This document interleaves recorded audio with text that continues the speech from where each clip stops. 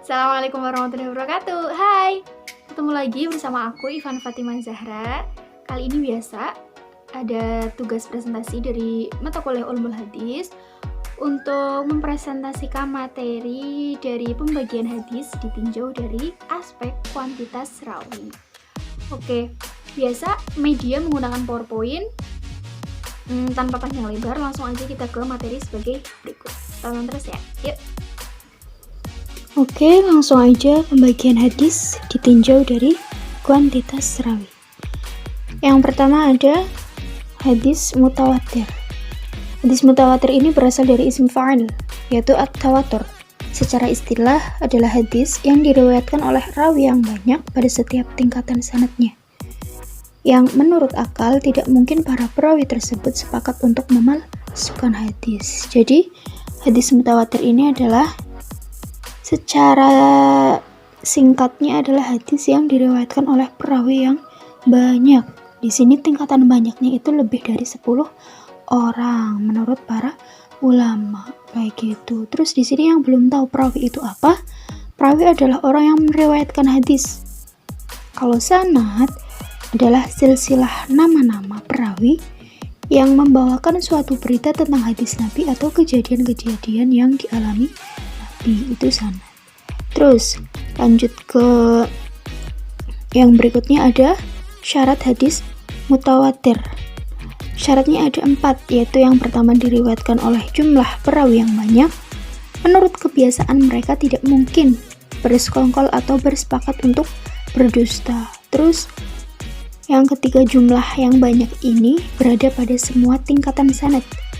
Terus yang terakhir ada sandaran hadis mereka menggunakan panca indera, bukan dengan sesuatu yang dipikirkan. Jadi sandaran hadis mereka itu menggunakan panca indera. Maksud dari panca indera itu mereka melihat atau mendengar secara langsung, bukan hanya yang ada di pikiran. Kalau yang ada di dalam pikiran itu bukan disebut hadis mutawatir, tapi yang mereka lihat atau mereka dengar kayak gitu.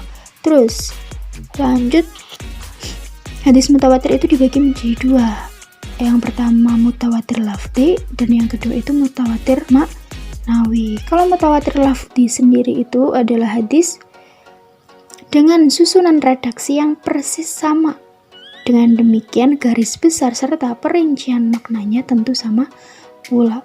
Kalau hadis mutawatir maknawi itu adalah hadis yang maknanya saja bukan lafadznya. Hadis mutawatir jenis ini disepakati penukilannya secara makna tetapi redaksinya berbeda-beda.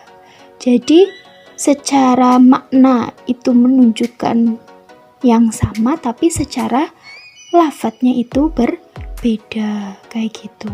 Terus pembagian hadis yang kedua itu ada hadis ahad.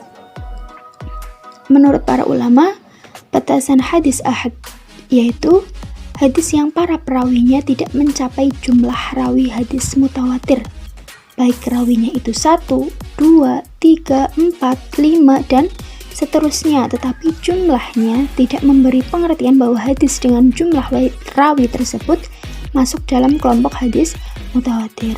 Lebih singkat, bisa dikatakan bahwa hadis ahad adalah hadis yang tidak memenuhi syarat-syarat hadis mutawatir. Jadi kalau hadis ahad ini perawinya itu jumlah perawinya, jumlah yang meriwayatkan itu 1, 2, 3, 4, 5, tidak sampai ke hadis mutawatir yang banyak perawinya kayak gitu. Terus hadis ahad itu dibagi menjadi 3. Ada hadis masyhur, ada hadis aziz, dan ada hadis gharib. Yang pertama hadis masyhur.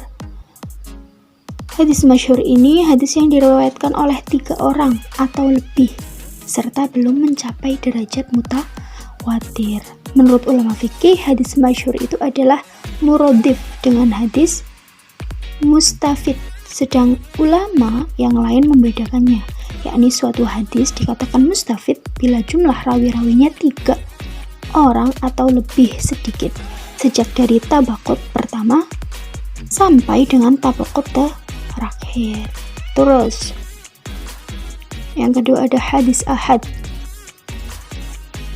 Yang kedua ada hadis aziz, mohon maaf, yang kedua ada hadis aziz.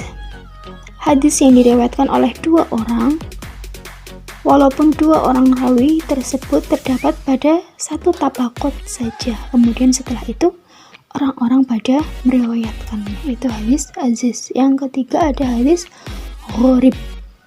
Yang dimaksud dengan hadis gharib ialah hadis yang dalam sanadnya terdapat seorang yang menyendiri dalam meriwayatkan. Di mana saja penyendirian dalam sanad itu terjadi, penyendirian rawi dalam meriwayatkan hadis itu dapat mengenai personaliannya, yakni tidak ada orang lain yang meriwayatkan selain rawi itu sendiri. Juga dapat mengenai sifat atau keadaan rawi tersebut. Artinya sifat atau keadaan rawi tersebut berbeda dengan sifat dan keadaan rawi-rawi lain yang juga meriwayatkan hadis tersebut. Jadi hadis gharib ini hanya satu rawi yang meriwayatkan, tetapi keadaan rawi tersebut itu berbeda dengan rawi-rawi yang lain, kayak gitu.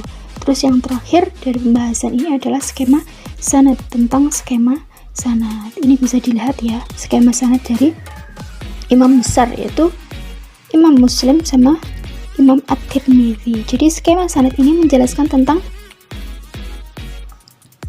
urutan dari perawi-perawinya, urutan sampai ke Rasulullah. Itu bisa dilihat ya, dari Rasulullah langsung, Rasulullah, Aisyah, Abdullah, sampai ke Imam Muslim. Terus ini juga At-Tirmidzi juga sama, langsung dari Rasulullah, urut-urutan sampai ke At-Tirmidzi. Itu skema sanadnya. Jadi ini para perawi-perawi yang meriwayatkannya langsung mendengar dari Rasulullah, turun-temurun sampai ke Imam At-Tirmidzi dan Imam Muslim.